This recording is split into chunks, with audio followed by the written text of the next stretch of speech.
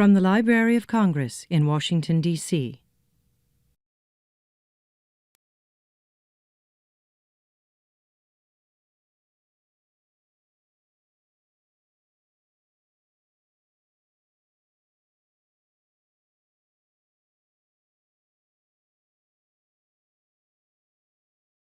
Good morning. Hi. My name is Ellen O, and thank you. You're making me blush. Thank you. I'm the president of We Need Diverse Books, and I am so grateful for all of you coming in the rain to be here with us today at the second Walter Dean Myers Award ceremony. Thank you, everybody. Okay, so it's so hard to believe that it's only been, less than 3 years since We Need Diverse Books formed. And we have had so many changes happen. And I'm just so proud of everybody in this room that has been a part of that change and supporting the movement for better literature for all of our children. I couldn't be prouder of all that WNDB has done. And today, I'm so excited. I have the great honor to introduce the 14th Librarian of Congress, Dr. Carla Hayden.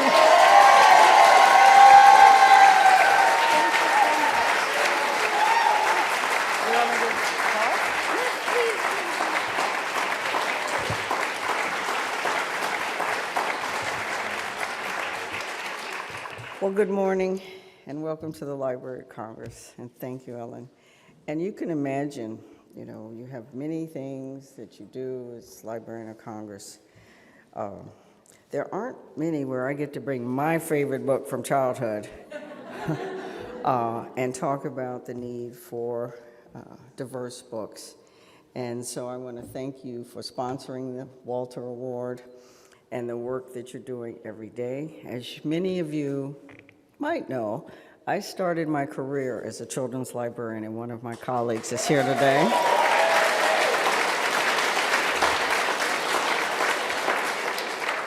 It was in the 70s, I can admit that. And at that time, working in a small storefront branch in the south side of Chicago, there weren't many books to give the young people I worked with. And when I think about that and what we've been able to accomplish in a relatively short period of time and the push to keep it going, I think about what Bright April meant for me. Even though this book, and I don't remember who put it in my hand, but somebody saw a little skinny African-American girl with 2 pigtails and said, maybe you'd like to see this book. And even today, I can't stop hugging this book, because what happened was I thought, she's much prettier, myself reflected in something that was important, something that reflected my experience, a loving family, an opportunity to be a brownie, all of those things. And I love this book so much and checked it out so much that I got fines. Full disclosure. But the fact that books can be mirrors, which is just as important, as well as windows to other people and other experiences, is something that you celebrate. And I know that you are working hard to inspire others to do the same. I also, and thanks to organizations, in just 3 years, all you've been able to do, publishers continue to be, I think, cognizant of the importance of showing all types of characters, all types of families, all types of situations. And the books we're here to recognize today represent the best in children's literature. And congratulations to all of you. You may also know that Walter Dean Myers was a friend of the Library of Congress. He was a frequent participant in our National Book Festival and a beloved National Ambassador for Young People's Literature. We can all agree he died too soon. He still had much work to do, but his legacy continues through the Walter Award. He spent much of his time, when he wasn't writing, inspiring young people everywhere to read more. And he knew, as all of us do, that reading can be the path to self-enlightenment, self-enrichment, and understanding. When he served as the National Ambassador, he was just continuing what he had been doing for most of his life, traveling the country, spreading the word. So I'm proud that the Library of Congress is here today celebrating his legacy. So now, let me hand this over. And you notice that I'm pretty reluctant because I just want to also say thank you, thank you, thank you to all of you, the winners, the people who selected you, and the people who are working to make sure that another child gets the right book at the right time. Kathie Weinberg, fellow librarian and a great supporter of the Young Readers Center, and not to mention the chair of the Walter Award, will get things started.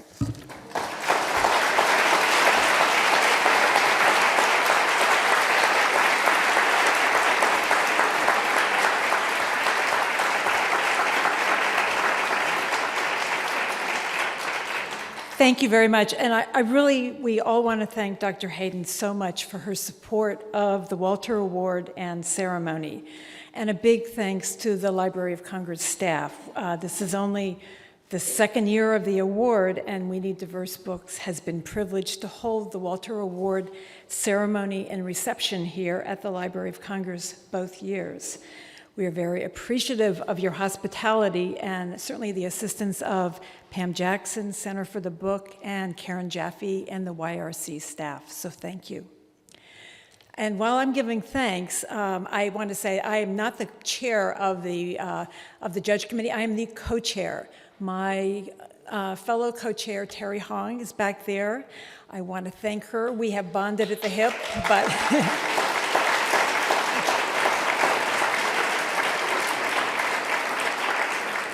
and today we have three of our judges here, Nayantara Mahadre, Derek Ivey, and Shannon Lake. Okay, thank you.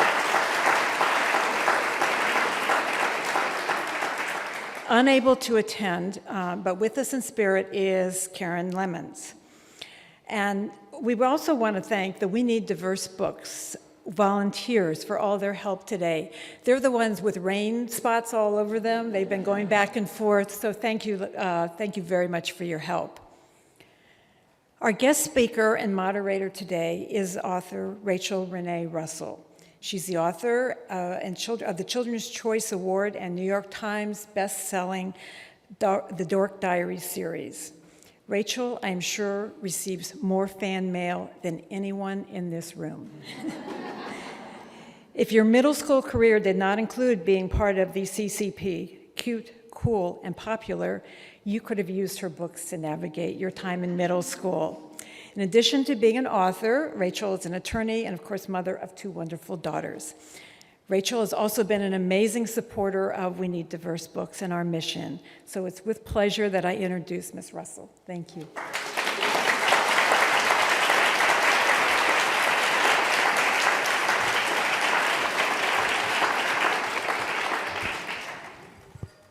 Good morning, everyone.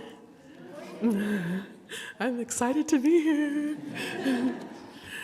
I just wanted to say a few words, and I wanted to talk about why we need diverse books in 2017.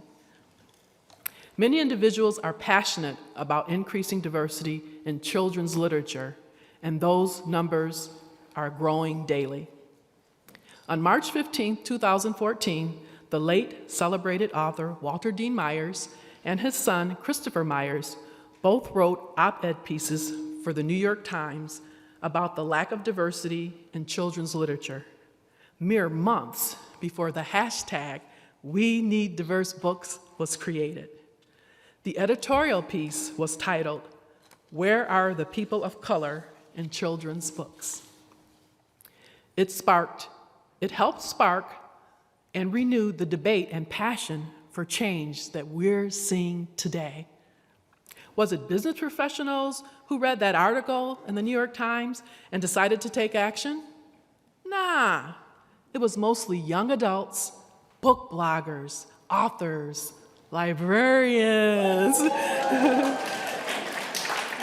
and others, many of you here today. It made me want to change things. Since then, We Need Diverse Books has grown from a simple hashtag to a powerful movement, one that is increasing the number of diverse books and diverse authors published in our society. We must continue to advocate for change because the situation is more urgent than ever. Recent data from the U.S. Census Bureau indicates that almost half of the American children born under the age of 5 years old are people of color. We need to make a concerted effort to ensure that the books that they will be reading are a reflection of the world around them. These books must contain characters as diverse as the children reading them. So, how can we make change for the better? There's no easy answer, but I think the logical first step is to continue to increase the number of diverse children's authors being published. The end result will be an increase in the number of books for diverse children. I personally know there are authors out there, manuscripts in hand, waiting patiently to help change the landscape. So who will also benefit from diverse books, in addition to the children from diverse backgrounds? Everyone. An assembly of people from all facets of the publishing industry, publishing houses, booksellers, book bloggers, authors, librarians, etc., as well as the general public, including adults, teens, and children. I think everyone will better relate to books when the authors and characters reflect them and/or our society at large. This annual award ceremony is the perfect time and place to continue this conversation and recommit ourselves to making these changes. Although I have diverse characters in my Dirk Diaries books, I feel compelled to do even better, to do more, to say more, because our children deserve it. This is both a challenging and exciting time for the publishing industry, and I am confident that we will succeed.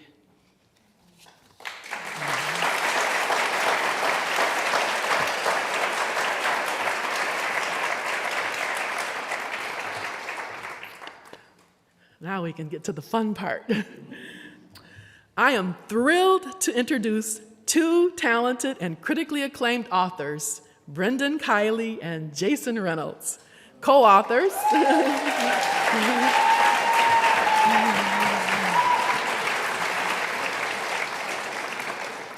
Co-authors of the New York Times bestselling book, All American Boys, and winners of the Walter Dean Meyer Award for Outstanding Children's Literature in 2016. Together, Brendan and Jason have traveled across America, visiting and inspiring youth, one student at a time. Brendan's first novel, The Gospel of Winter, has been published in an impressive 10 languages, and in 2015 was selected as one of the American Library Association's top 10 best fiction for young adults. It was also a Kirkus Review selection for 2014. Another of his books, The Last True Love Story, was published in September 2016. Brendan taught high school English for 10 years in New York before leaving his position to write full-time. He currently resides with his lovely wife, Jessie, in Greenwich Village. Jason is also the award-winning author of My Name is Jason, with co-author Jason Griffin, When I Was the Greatest, The Boy in the Black Suit, As Brave as You, and Ghost. His forthcoming books, as if that's not enough, his forthcoming books are Patina, Long Way Down, Miles Morales, a Spider-Man novel, and all three books are scheduled for release this fall. Jason's book, Miles Morales, will soon be a Spider-Man movie with Sony Pictures. How cool is that? I'm sure there will be a star-studded Hollywood premiere with paparazzi and a red carpet. So if you're interested in hitting up Jason for some premiere passes, you can get in line behind me, because I'm going. Jason has received many honors, including the Coretta Scott King John Steptoe Award for New Talent, NAACP Image Award for Outstanding Literary Work, the Time Book of the Year, and National Book Award finalist. Jason currently makes his home in Washington, D.C. Jason and Brendan will have the honor of presenting the 2017 Walter Dean Myers Awards to all of the authors here today, and I believe they both have a few words for us.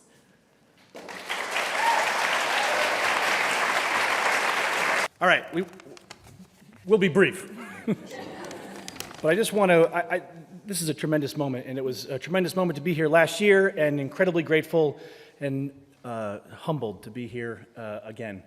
So thank you. And I just want to say this, because I want to say a few words about what the Walter Award means to me. I stand before you deeply humble and grateful to be part of the legacy of the Walter Dean Myers Award for Outstanding Children's Literature. Walter Dean Myers will forever be remembered as a literary titan whose ingenuity, experimentalism, mastery of narrative voice and pacing make him a cornerstone in the institution of children's literature. And in addition to his aesthetic prowess, I believe his work will forever be celebrated for its profound, civically minded, and communal impact. A body of work that shouted across great distances to let people know he cared about them, that they were not alone, that they mattered. His work spoke to so many people who felt unheard, dismissed, pushed too far to the margins of our society. Here's the problem. If the majority of stories published, taught, and read are about people who look like me and experience life like me, the underlying message is that somehow these stories are more important, that these lives are somehow more important. Walter's books expose that lie for what it is. He wrote an entire canon of stories that matter, stories that let so many young folks know their lives matter, and we need diverse stories, we need diverse books, because we need records of all these lives that matter. Black lives matter, Muslim lives matter, refugee lives matter, immigrant lives matter, gay lives matter, trans lives matter. All these lives have stories, stories to raise up and affirm that these lives matter, stories for all of us to learn from and celebrate. This is what the Walter Award means to me. It's an award that shouts in the halls of every school, library, and publishing house in America, Black stories matter, Muslim stories matter, immigrant stories matter, gay stories matter, trans folk stories matter, because they are all American stories. There is no singular American boy. There is no singular American story. There are only the many stories that, gathered together, bear witness to and record and celebrate the pluralism of our people. We Need Diverse Books is the megaphone in the street, the Walter Award, the call to action in every library, school, bookstore, and publishing house. Do we hear its call like we heard the cries from the tents in the Hoovervilles? Do we hear it as we heard the chants and cheers of the suffragettes? Do we hear it and as we remember and recognize the songs rising from the hearts marching in Selma, Alabama, and years later in Ferguson, Missouri, voices that called to us to be our better selves? This I believe. I hear the Walters call. What will be our response?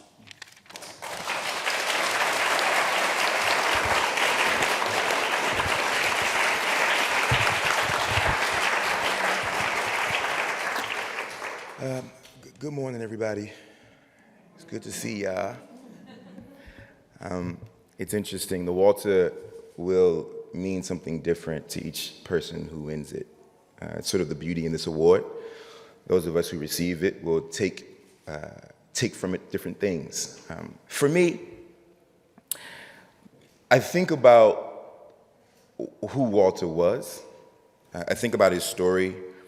I think about the fact that in Walter's life and in Walter's career, he felt like it was James Baldwin who gave him permission to be who he was on the page.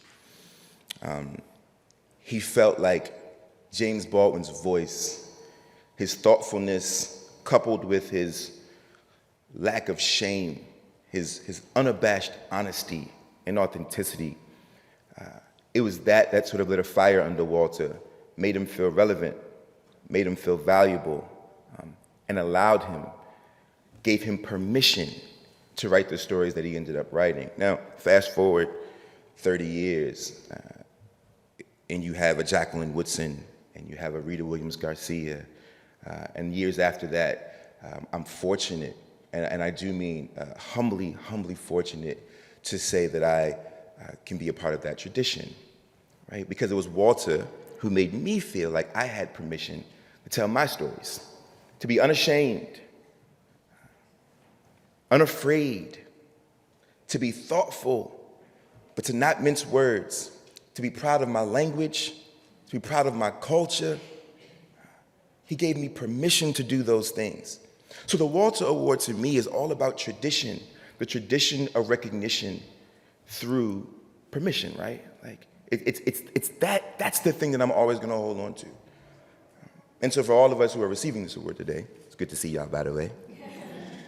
And for my pal here who has received this award already, and to the great WNDB for allowing this to happen, I have to say that we have to remember going forward that our job is to write books with eyes.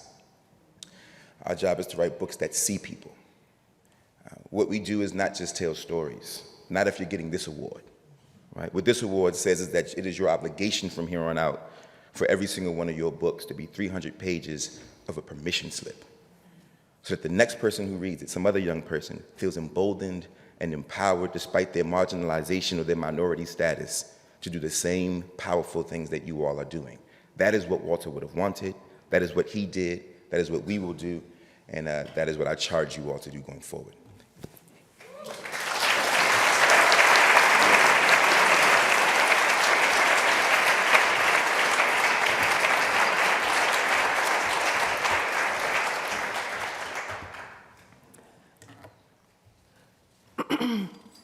Next, we're going to recognize the 3 author recipients of the prestigious Walter Dean Meyer Honor Books.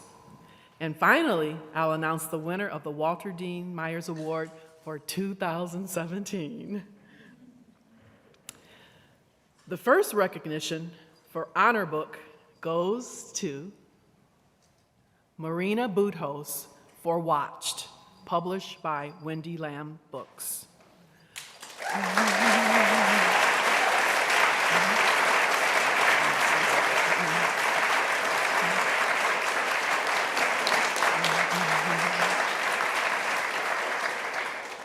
Marina is the author of such books as Ask Me No Questions, Tell Us We're Home, and Remix, Conversations with Immigrant Teenagers. Marina was a Fulbright scholar in India. She's currently an associate professor of English at William Patterson University. She lives with her husband and 2 sons in Maplewood, New Jersey. Now, I'm a mom of 2 children. She's a mom of 2 children. I correctly guessed that Marina was a very busy mother and wife from the intriguing titles of 2 of her books. Ask Me No Questions and Tell Me We're Home. Would you please come up, Marina?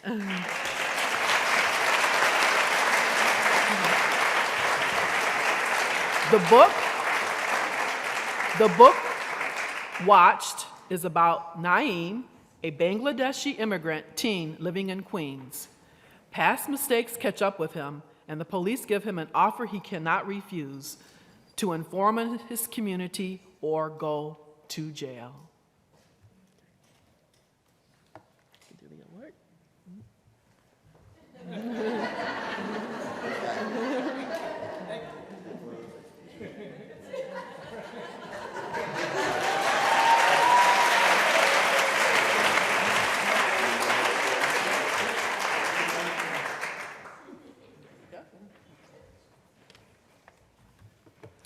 Thank you, everyone. It's such an honor to be here.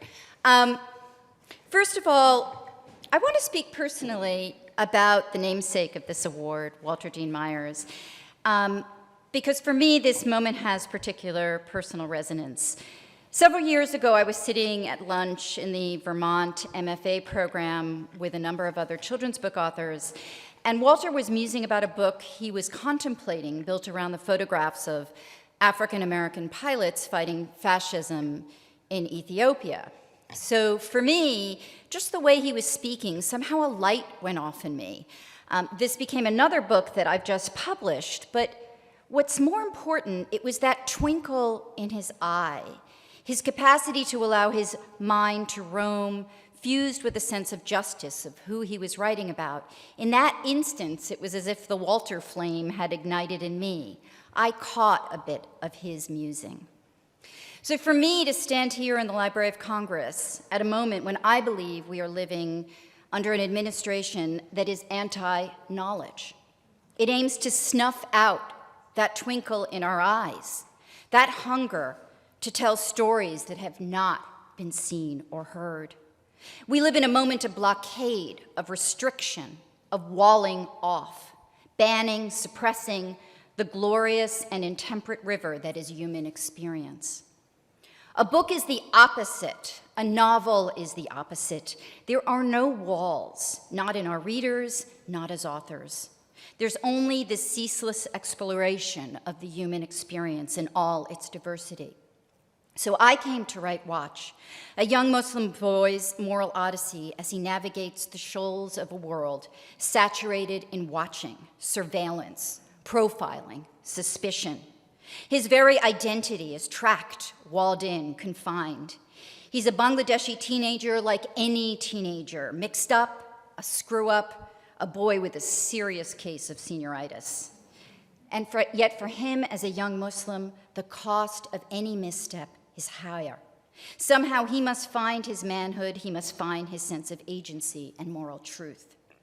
That's my task as a novelist, to discover boys like Naeem, as Walter taught us to follow our instincts as artists, to never allow our imaginations to be walled off, and to restore the dignity, the compassion, the three-dimensionality of a boy such as Naeem.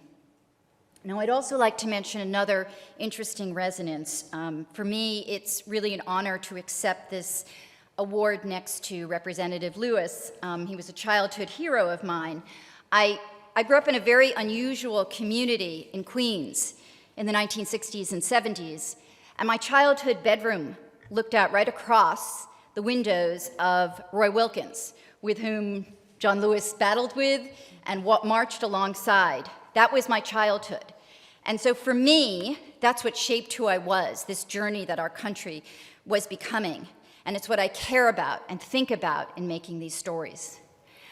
I'd like to share one other thing. I was just overseas speaking to young people in Singapore, and they had so many questions for me. I was talking to them about what it's like to come of age in post-9/11 America.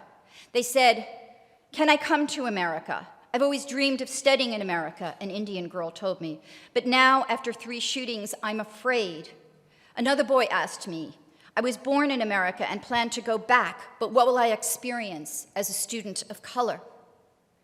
This hit me very hard. Nearly 60 years ago, my father came as an immigrant from Guyana. He'd won a scholarship, interestingly enough, to Howard University, a few miles away. His was an education into many things, including Jim Crow America. At the time, because of immigration laws, he could not become a citizen but for marrying my American mother. That means I would not be standing here in these halls at this moment in the Library of Congress. And if it were not for a Black university that reached out to a young Indian man across the world. So what I want to say to those young people is that we are fighting for this in our books, that we are made of the world, not walls. So I want to thank We Need Diverse Books for existing, for creating an award such as this, but most of all for recognizing that diversity is actually the very essence of the human experience. That when we deny diversity, flatten it, ban it, refuse to see it, refuse to get inside the covers of a book and explore and learn, we deny who we are as human beings. I want to also thank Wendy Lamb, my brilliant editor, my friend Susan Bartle, who told me to keep writing this book, my two sons, Sasha and Rafi, whose rambunctious, quarrelsome, joyous existence is somewhere on the pages of this book. And finally, I must give all and full credit to the love of my life, Mark Aronson, my husband, my co-conspirator in all things books. Many years ago, when I was working at a job I hated, I sent him a short story, which he promptly read and then called me up. He said, "You can write young adult," he told me. I guess I can, so I thank you all again.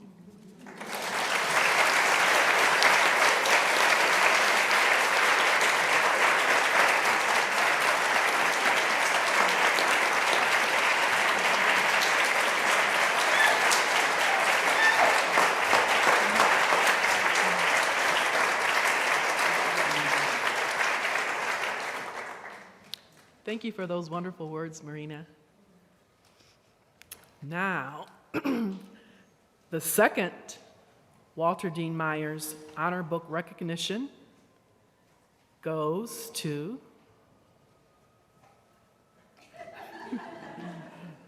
Meredith Russo for If I Was Your Girl, published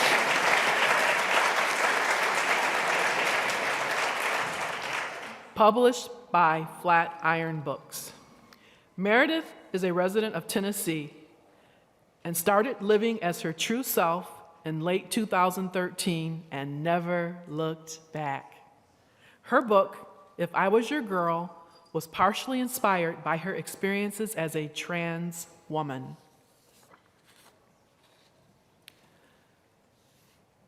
The book is about Amanda, a transgendered teen who moves to a new school, and like every other student, all she wants is to make friends and fit in. She finally finds first love, but is keeping a secret.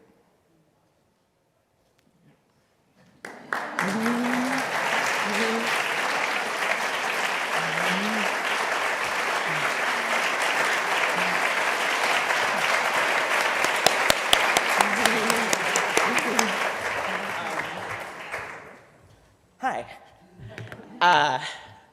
Well, first of all, I'm overawed by the legacy of Walter Dean Myers, and I don't think I have words to really accurately convey how honored I am to be here. I'll get the thanks out of the way.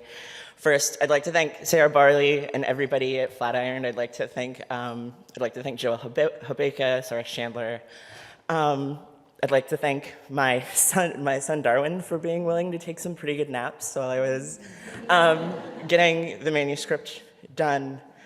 And I guess I'll keep. And I also wanted to say, as a Southerner who cares about issues of racial justice and civil rights, enough that I often don't get invited to Thanksgiving just because it's a little tedious. I just want to say that that there's nobody that I would have rather lost to than Representative John Lewis. It's truly an honor.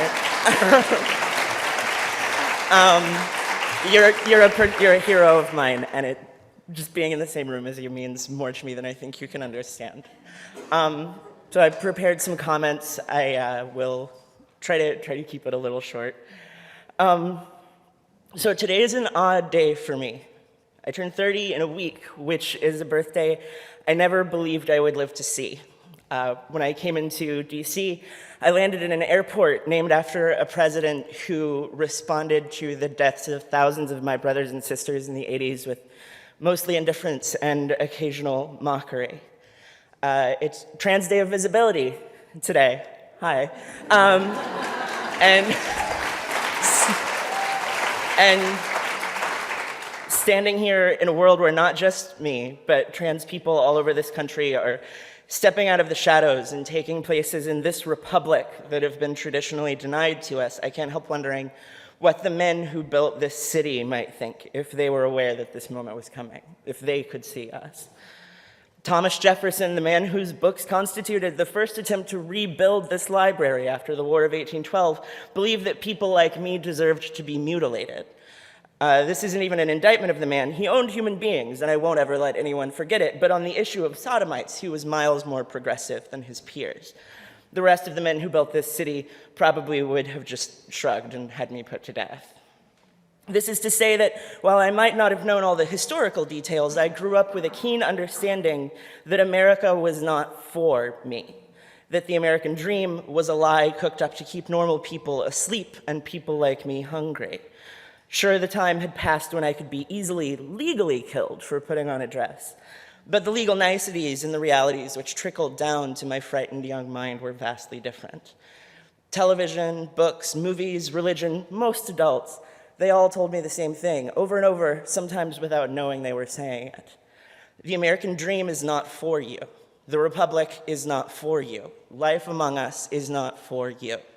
Even if you find people who love you, your love will drag them down until you are killed, and you will be killed, and we will be happy. And yet here I am, in this city built by men who would have hated me, who would have hated most of us, being honored for a career I never believed I could have. I don't think I have the words to articulate this. I don't think I even properly understand it myself. I wonder what those men would think if they saw us here now together. Shall we be kind and assume their opinions on race and sex were issues of political expediency? That they might even be relieved to find we've circumnavigated one or two of the flaws in their legacy. But probably not, and who cares? The secret of the American dream is that America itself is a dream, that America is as much the faint hope of the slave, the desperate yearning of secret lovers, the quiet courage of a girl pretending to be a boy her entire life, the righteous fury of immigrants standing together, as it is anything. That there is more of America in these flashes of light than there ever was or ever will be in the atrophied hearts of those who seek to harm us. It is our job as authors and librarians to kindle that light in as many minds as we can, and I stand in awe of this room's dedication to the task. You have all worked so hard, and I'm so infinitely honored to be here with you, to be included in the legacy of a man as great as Walter Dean Myers. We've already worked so hard, but our work has only begun.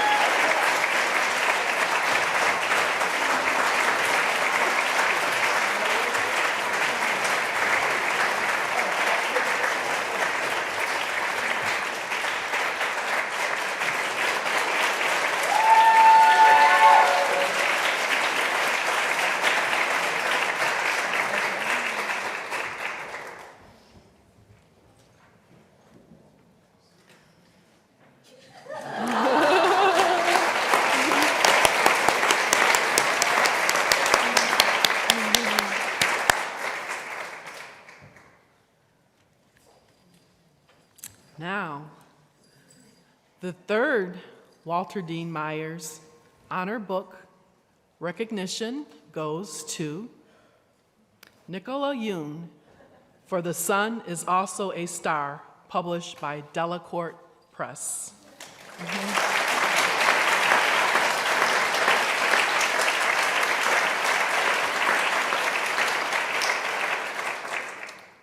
Nicola is a #1 New York Times bestselling author.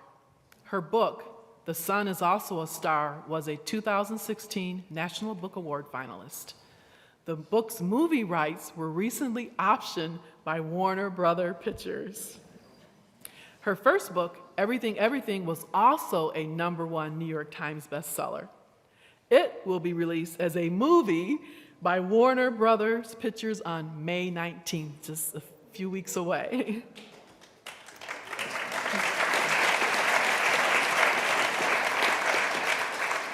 Now, some authors have accomplished a little.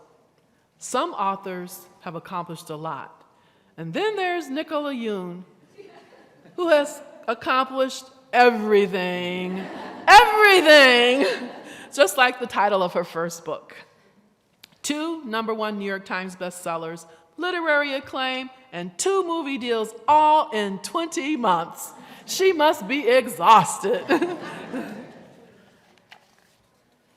In the book, The Sun is Also a Star, Natasha and her family are undocumented immigrants from Jamaica facing deportation. During her last 12 months in New York City, she meets Daniel, whose Korean immigrant parents expect him to attend an Ivy League school and become a doctor. Her book is a thought-provoking story of possibilities, fate, and the illogical beauty of love. Now, Nicola could not be here with us today, so accepting on her behalf is Barbara Marcus.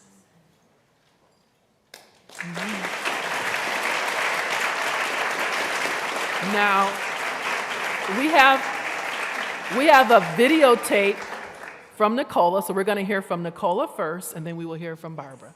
Yes. Thank you so much for naming The Sun is also a star, a Walter on the book. It is one of the greatest honors and highlights of my career, so thank you so much for that. I'm going to read a little speech because I cannot memorize things, so forgive me for not looking directly at the camera at all times. First, I just want to thank a few people. Wendy Logia, my wonderful editor, Barbara Marcus, Beverly Horowitz, John Adamo, Felicia Frazier, Dominic Simina, Jillian Vandal, and everyone in Random House Children's Books. Thank you for believing in me and my career. Joel Hubika, Sarah Chandler, Josh Banks, you guys are the very, very best in the business. Thank you so much for taking a chance on me and for taking chances with me. The Sun is Also a Star is about two immigrant kids falling in love. The book is inspired by my own love story with my husband. I'm an immigrant, and I'm originally from Jamaica. My husband is Korean American, born in Dallas to immigrant parents. One of the questions we get a lot is, how did you two meet? It's asked with a kind of earnestness that we're both used to. People ask, I think, because our backgrounds make us seem so unlikely. But the truth is, I have more in common with him than I've ever had with anyone in my entire life. We are not unlikely at all. One of the themes I wanted to explore with this book is all the invisible threads that bind us. We are, all of us, shaped by our own histories. But we're also shaped by the histories of our families and friends.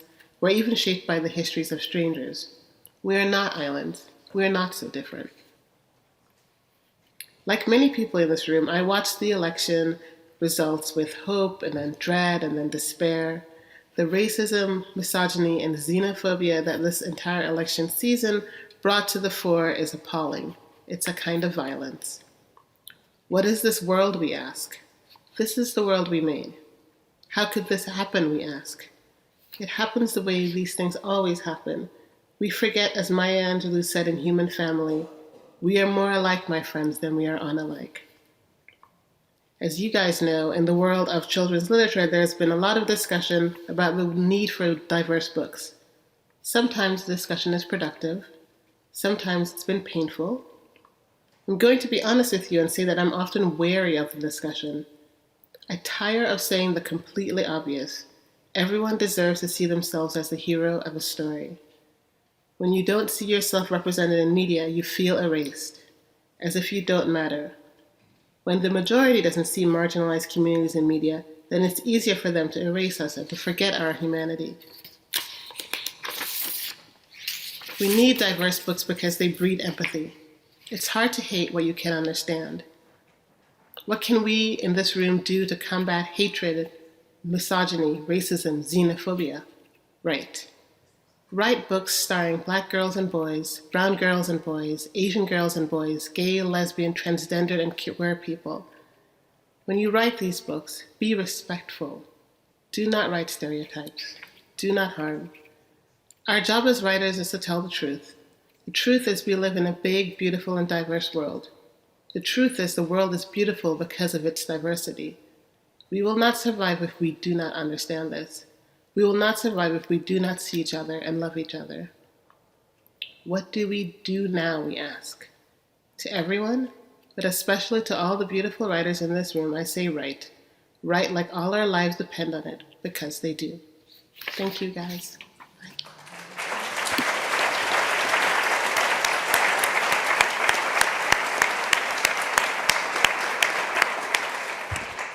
There's really nothing more to say than when Nikki speaks. She is always just so on topic, target, all those things. So all I want to say is I feel very lucky to be here today. And I know that Nikki would have loved to have been here today as well, but is in the UK working and promoting her book. I feel so proud to be in this room with Ellen and all the publishers and amazing writers who believe in and support We Need Diverse Books and the Walter Award. I also feel so proud to be the publisher, to have been the publisher of Walter Dean Myers, Flying Lessons, edited by Ellen O., Marina Budhos, and Nikki Yoon, and to accept this Walter Award on behalf of Nikki, and the Sun is also a star. Thank you.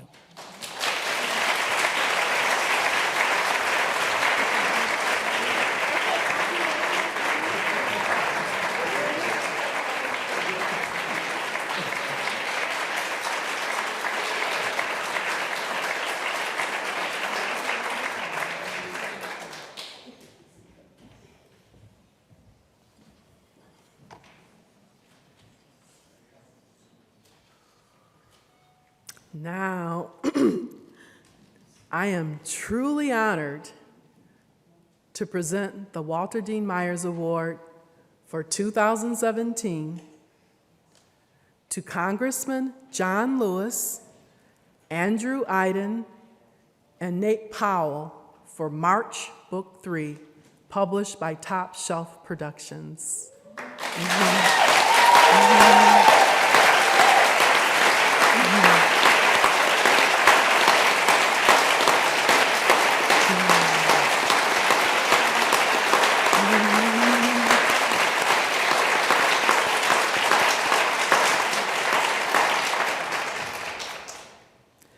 Before Congressman John Lewis became a respected congressman, he was clubbed, gassed, arrested over 40 times, and nearly killed by angry mobs and state police, all while non-violently protesting racial discrimination.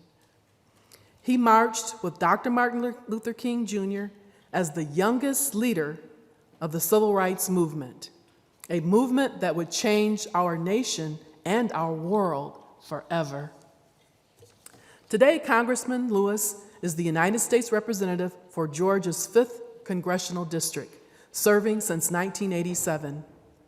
He is also Dean of the Georgia Congressional Delegation. Andrew Hayden, an Atlanta native, serves as Digital Director and Policy Advisor to Congressman Lewis in Washington, D.C. Andrew took a job with the congressman after college and soon learned a fascinating fact. Listen to this, it kind of blew my mind.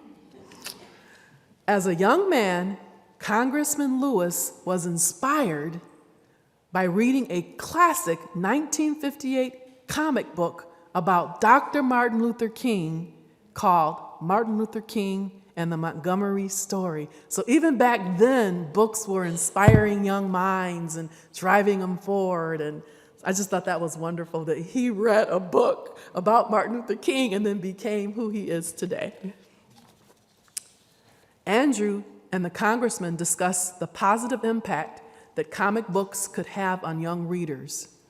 Then they decided to write a graphic novel together about the congressman's experiences during the civil rights era. Nate Powell has been called the most prodigiously talented graphic novelist of his generation by Booklist magazine. In addition to the March series, his work includes illustrating many of Rick Riordan's books for young people. His work has received many honors, including the Eisner Award for Best Graphic Novel. The book March, Book 3, is the final volume in the March trilogy. It is the recipient of multiple awards and honors, including the 2016 National Book Award. The series tells the true story of how a sharecropper's son helped transform America from his segregated schoolhouse to the 1963 March on Washington to the United States Congress and beyond. It is with just humble awesomeness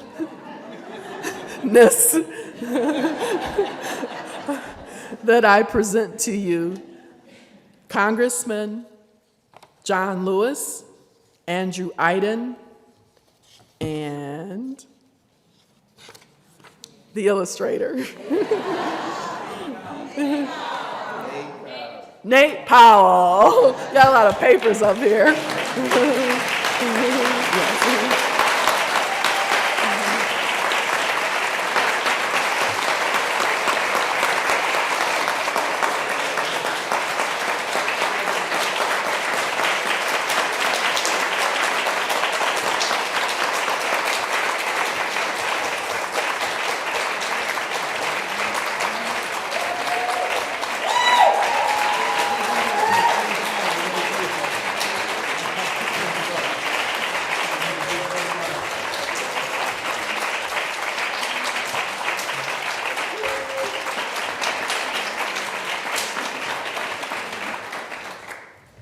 Thank you so much for this unbelievable honor, the Walter Award. To be here with Andrew and Nate, these two guys, these two young brothers of mine, did the hard work, the lifting, to tell a story, more than my story, but the story of a movement. It is true that I was born and grew up in rural Alabama, sons of sharecroppers, picking cotton, gathering peanuts, pulling corn, preaching to chickens. Sometime I would be out there working in the field, and my mother would say, "Boy, you're falling behind. You need to catch up." I would say, "This is hard work." She said, "Hard work never killed anybody." I said, "Well, it's about to kill me." But in 1955, 15 years old in the 10th grade, Madam Librarian, I heard of Rosa Parks. I heard the words of Martin Luther King Jr. on our radio, and I felt like Dr. King was speaking directly to me, saying, "Boy, you too can do something." And when I met him in 1958, he called me the boy from Troy. I grew up outside of Troy, Alabama, attended school in Nashville. And it was in Nashville that I really grew up, sitting down at lunch counters, being beaten, tear gas, going on marches, coming here for the March on Washington in 1963, leading a march across that bridge in Selma, Alabama in 1965 for the right to vote. But Andrew and Nate have captured the essence of my life. So I want to thank the two of you. I'm sorry to get here so late. I just took a train from New York, and I had to get up very, very early to make it, but I'm happy to see you, too. So, thank you so much. Andrew. Thank you.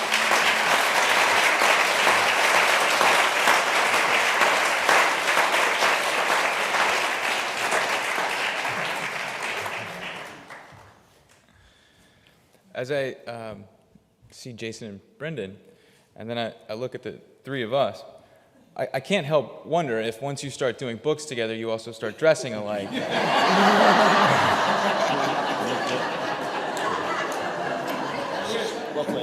It's just an observation.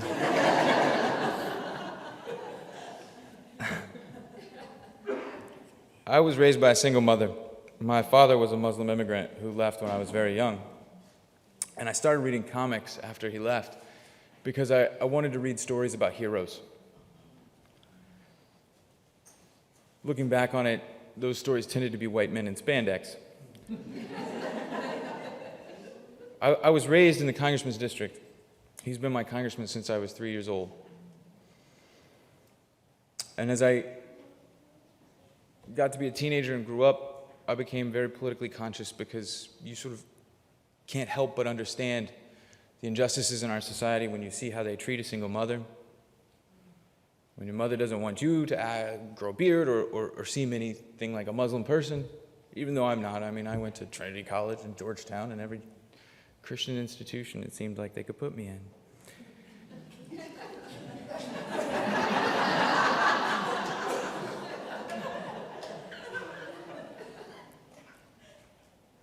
But when I joined the Congressman's staff, and I joined it to help him with his mail, because he gets a lot of mail, I found a hero that I wish I'd known as a young person, who wasn't in my books, who wasn't in my social studies class. They didn't teach me about SNCC. They didn't teach me about the role of CORE. So to have the opportunity to grow up and work for him and tell his story and to do it in a medium that I loved with all my heart as a child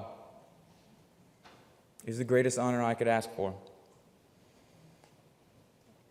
So I'm grateful to all of you in this room for providing a platform for stories like this.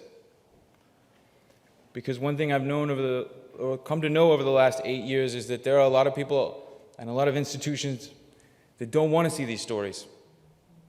It's not the money they want to make. It's not the stories they want to tell. But we can win. We can make these stories told through efforts, through working together, through dressing alike. These are teams. We are teams. And we're fighting for a world at peace with itself. So thank you for this honor. Thank you for honoring March. Thank you, John Lewis, for letting us tell your story. Thank you, Nate. Your abilities just boggle my mind. Thank you all.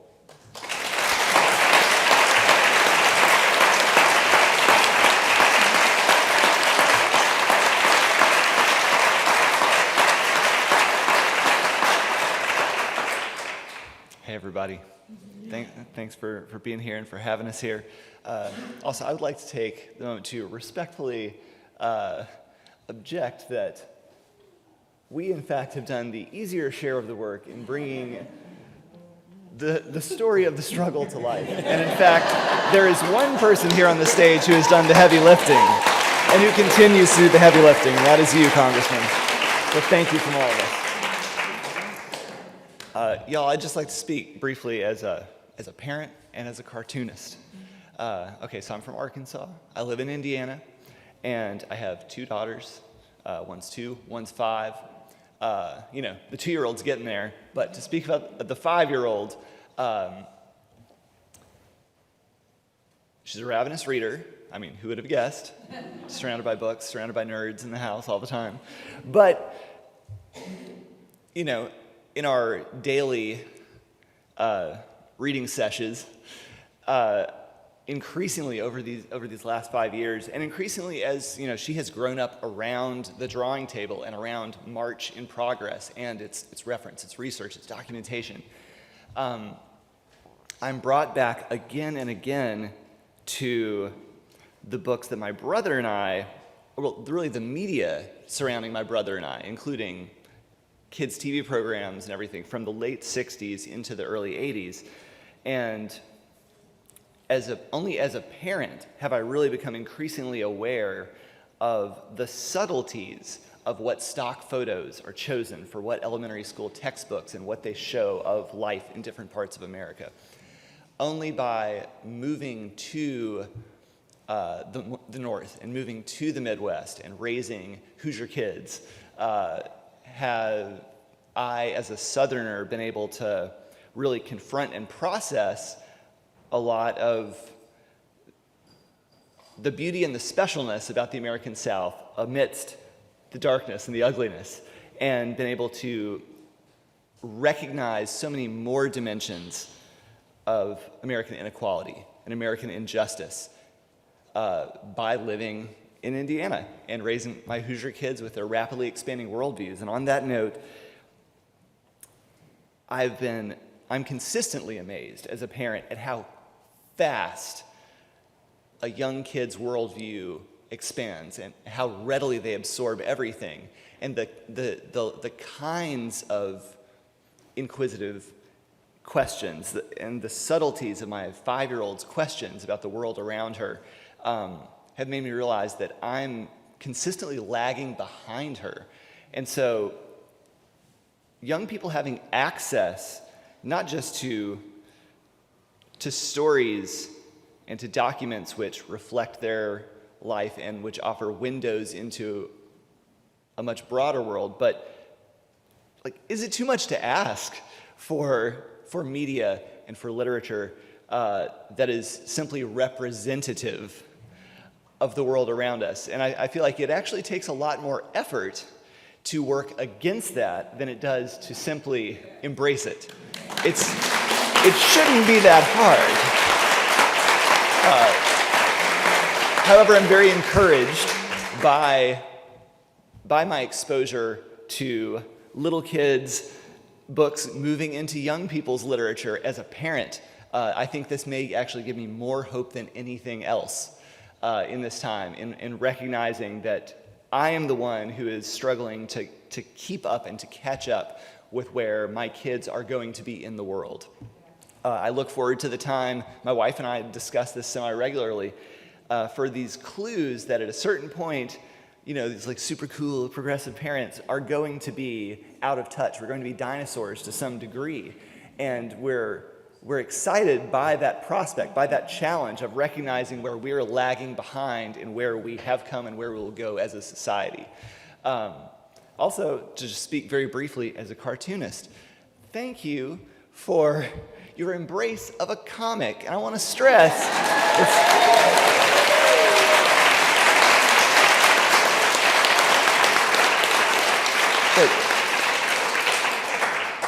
you know, graphic novels have come a long way in terms of public embrace and perceived legitimacy over these last couple of decades.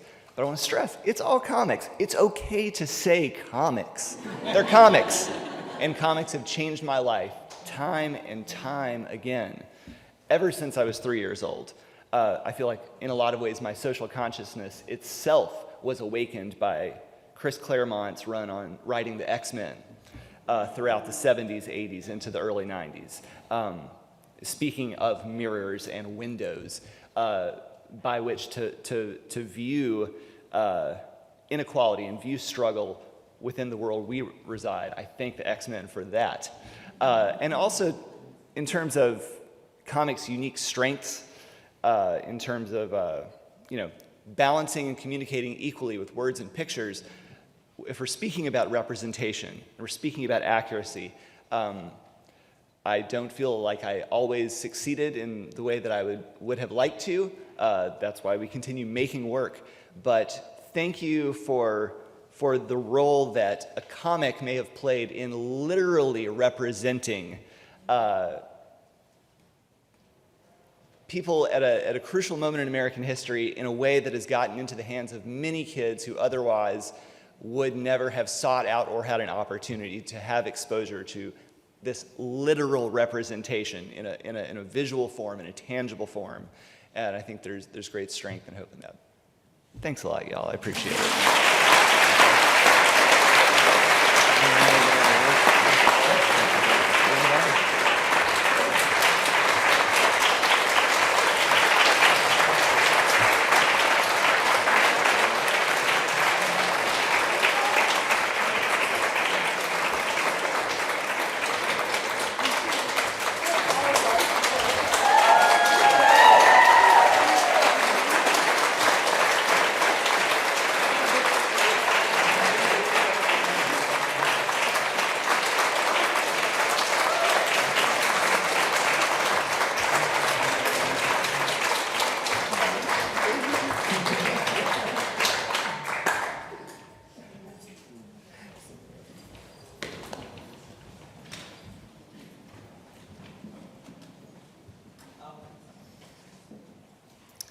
Just in closing, I'd personally like to thank Ellen O. for the opportunity to host this award ceremony today, and meeting Congressman John Lewis kind of blew my mind. So I apologize to Nate Powell for losing it up here in public. But I had a really good excuse, though. You guys get to work with him all the time. I just see him on CNN mostly. And I'd like to thank everyone here for being our special guests. And in closing, just remember that we need diverse books, and that this project has grown from a simple hashtag to a powerful movement that is increasing the number of diverse books and diverse authors, not only in our nation, but the world. So I'm all done. Thank you. This has been a presentation of the Library of Congress. Visit us at loc.gov.